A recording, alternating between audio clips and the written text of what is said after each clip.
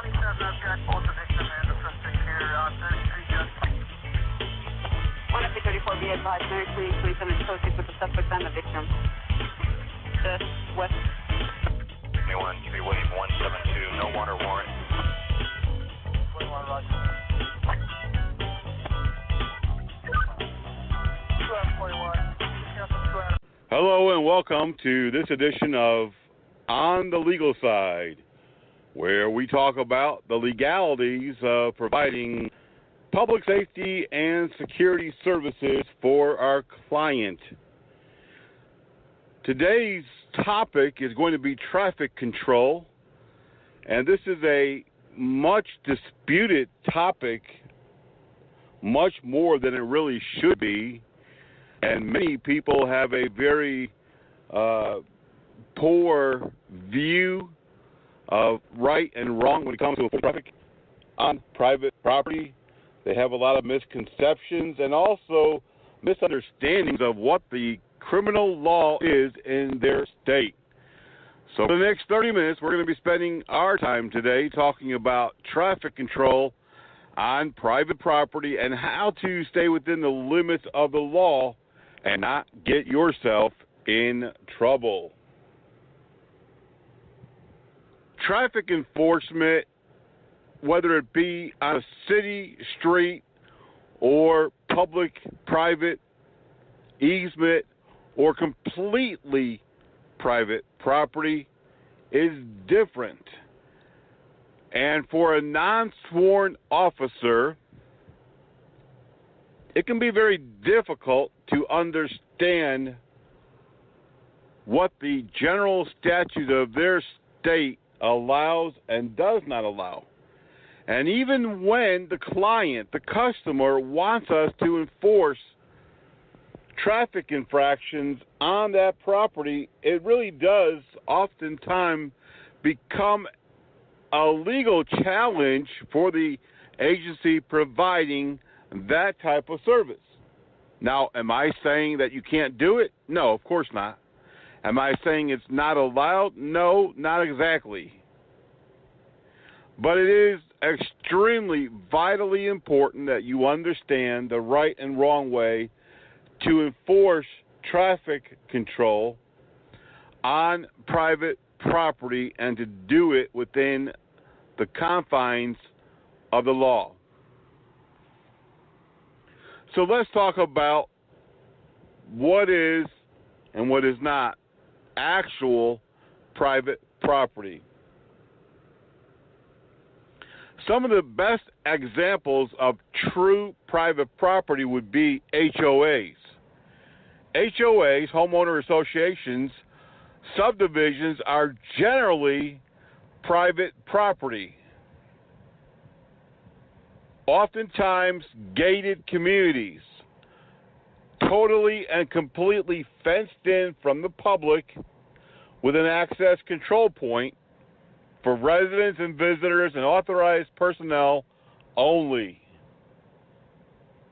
And that really does sound like private property. It sounds like it would be a good situation for traffic enforcement, but we have a problem. In some gated communities or HOAs or other restricted property, some or even all of the roads are publicly owned. Oftentimes the HOA can even be divided by a public street or road or thoroughfare, where one part of the HOA is on one side of the road and the other part is across the street on the opposite side.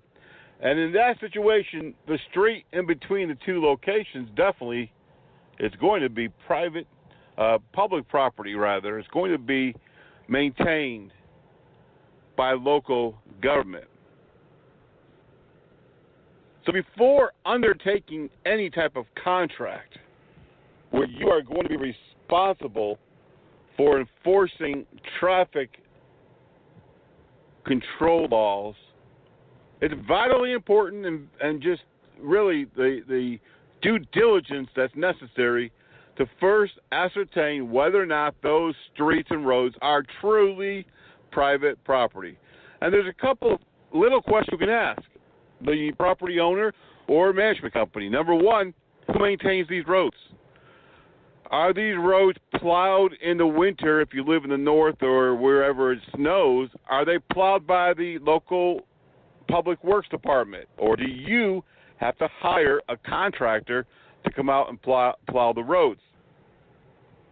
When the road has a pothole, a crack in the road, or any other maintenance issue, is that something that is being maintained by city or county government, the public works department?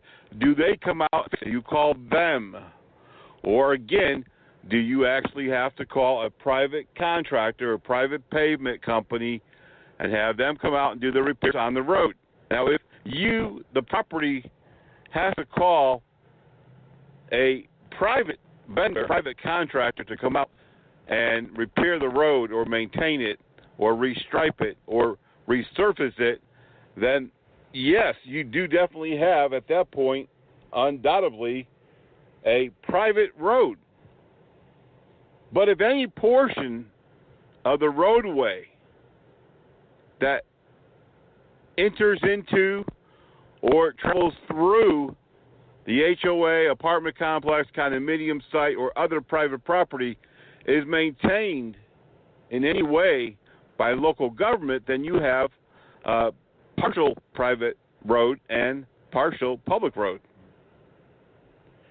I've even seen several areas where it's co-managed. So it is public road, but managed mainly by the private entity because it's for the benefit of their residents and tenants and employees and customers and so forth. So they maintain the road. They clean the road. They plow the road. They pave the road, and they maintain the quality and the safety of the road. So it's very important before you begin enforcing any traffic laws. That's the number one thing you have to do. And you can call the zoning commission. You can call, you ask, of course, the client if they're not 100% sure. And even if they give you an answer, you still want to double check because you're the person, you're the company that's going to get in trouble for that traffic enforcement. So you want to call and confirm 100% that this is private property and all of these roads herein on the property are private, not public, not co-maintained, not partially public and mostly private. You want to make sure that it's all private property. Now, during the years, I've had in my security company dealings a number of companies and also private schools, which we're going to get to, who do traffic enforcement on their property. I have contracts with condominium and HOA where we issued tickets, and we'll talk about that in the second half.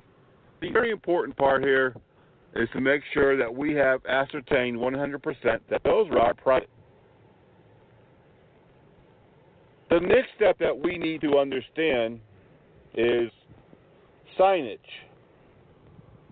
Before we attempt to do any type of traffic control, especially where we're writing any type of tickets, even if those are only going to be warnings, we need to make sure that there's proper signage, speed control, stop signs, yield, one-way signs, whatever is necessary to properly inform the driving public of the condition of that road, what the speed limit is, where you're supposed to stop, yield, so forth.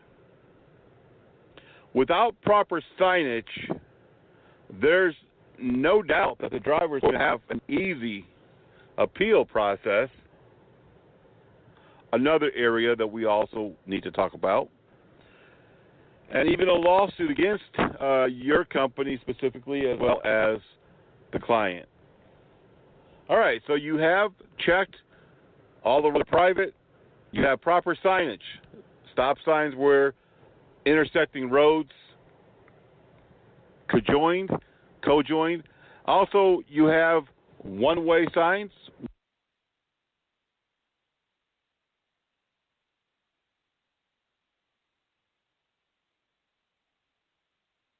27, I've got both the victim and assistant care.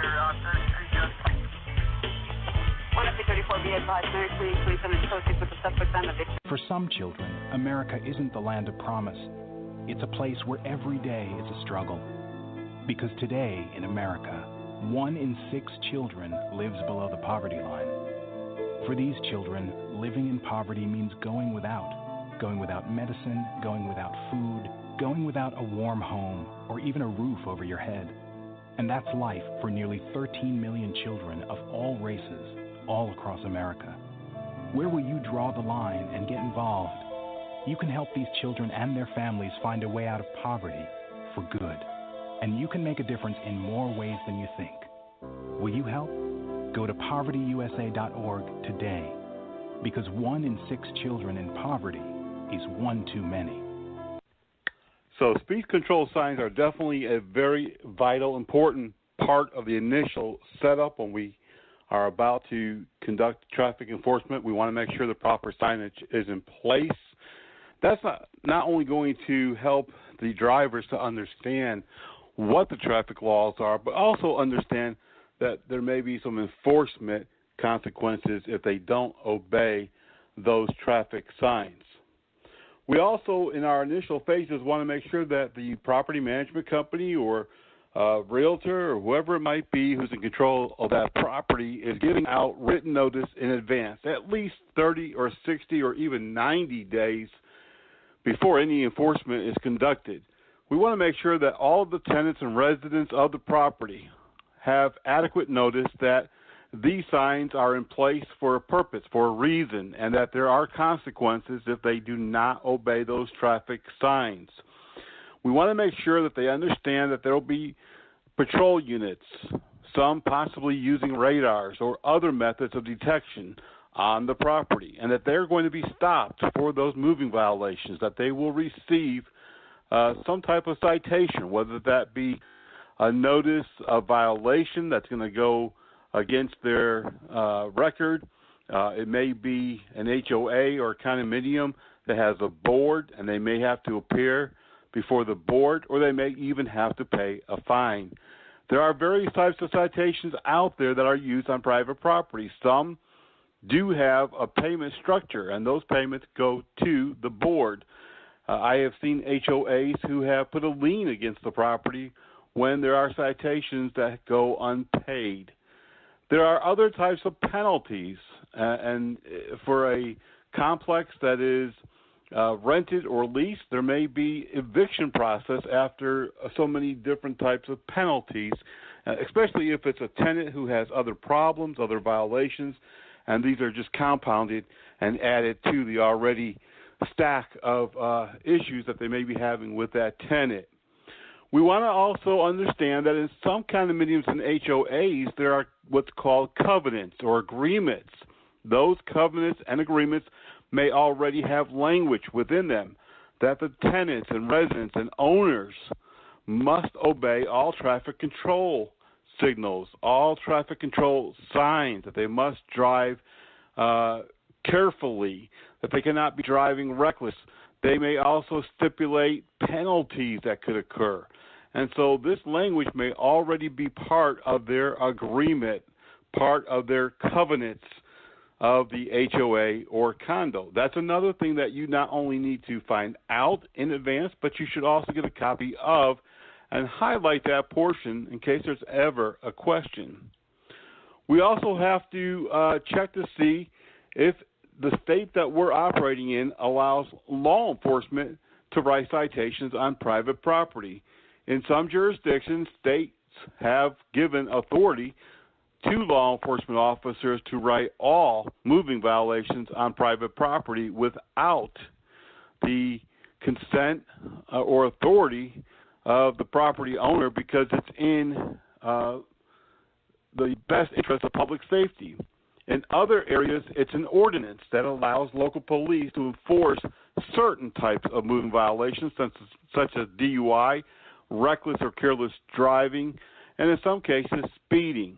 But we don't want to get in the middle of our area law enforcement. They're already actively enforcing those laws. So we need to check the statutes and also check with the local either public information officer, liaison, or the police chief or his appointee to find out what they do and do not enforce on private property. The other aspect of getting things in order before you even begin any type of enforcement, we want to make sure that we have an appeals process. We want to make sure that any tenant, resident, owner has a process where they can appeal that ticket. As with any criminal or civil violation, we have what's called due process. We have rights.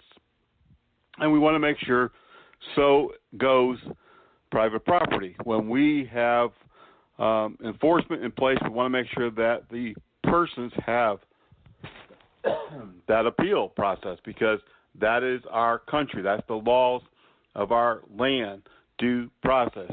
Be sure that they have a way to appeal it in writing and appear before a board or some type of committee to address their appeal and why they don't think that they are guilty or should be issued a citation or should have to pay a fine. There are some other things that we need to be aware of in some states, such as South Carolina, Virginia, D.C., Maryland, and many others. There are private police, and those private police are commissioned by their local state statutes and by the local courts or law enforcement agencies. And in those jurisdictions, those officers do have police powers and do have the authority to write criminal citations. So if you're working in one of those states that give you such authority, you may already have the power to issue actual moving violations, uniform citations. In South Carolina, they also, armed security, have the same authority as deputy sheriffs under the statute, and they too can write citations. So there are a number of states already allowing private security and private police to make actual arrests and to write actual moving violations. So check your state statutes. In preparation to conduct enforcement, we also want to make sure that we have standardized training for our officers. We don't want to just put anybody in place. We want to make sure that they have standardized training.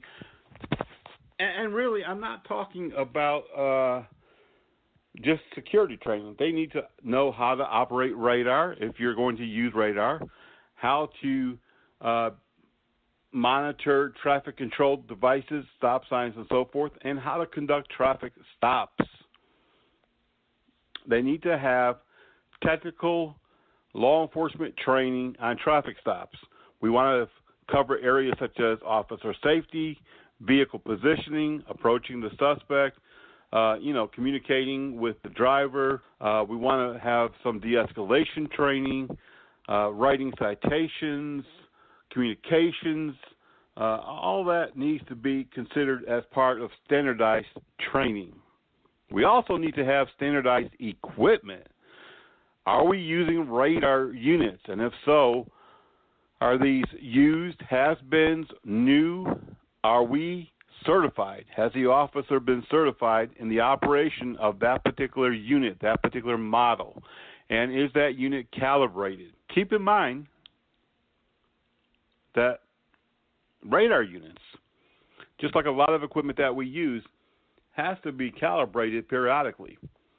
So once just won't do it. We need to have that calibrated on a regular calendared time frame as recommended by the manufacturer. Same thing with the operation of the equipment. The officers must continue to be certified during the appropriate intervals, such as every 2 years. Otherwise, if we are writing criminal citations or even property citations, it could be challenged, and we would lose that challenge. We need to train our personnel who are going to be conducting traffic stops in the detention and the length of detention that we can detain somebody on a moving violation. We can't detain them if they're unwilling to stop, if we have no law enforcement authority. If we're stopping a driver on private property for a moving violation as a private security officer, we have limits as to what we can do. We can't cut them off. We can't get in pursuit with them. We can't chase them down the highway. We can't force them to the road. We can't do a pit maneuver. We're not going to pull out spike strips. We're not going to do anything excessive. If we are using overhead lights or even sirens, those are requests. We're requesting the driver to stop. We can't force them to stop. If they do not comply with our request, we have no option but to allow them to leave. And if they are still driving reckless out onto the main road, then we can call local police and report them as a reckless driver. If we suspect that they are driving DUI or DWI or impaired in any way, we can also let law enforcement know that may be a possibility as well. But we can't go speeding after them. That's not within our authority or our jurisdiction. And this is where security personnel really get themselves in a lot of trouble when they go into hot pursuit without the authority, without the commission, and they mean well, but, it ends poorly for them. Once that driver exits private property onto publicly maintained road, that's it for us.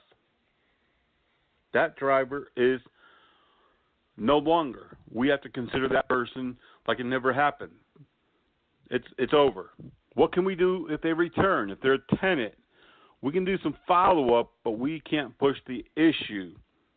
The best thing to do at that point is to make a report, try to identify the vehicle, the tag number, and if you know the person, if they're a tenant, a resident, or an owner of the property, to put that in your report so that the person who receives your report can conduct further investigation or summons that person for a hearing. But at that point, it's over for us.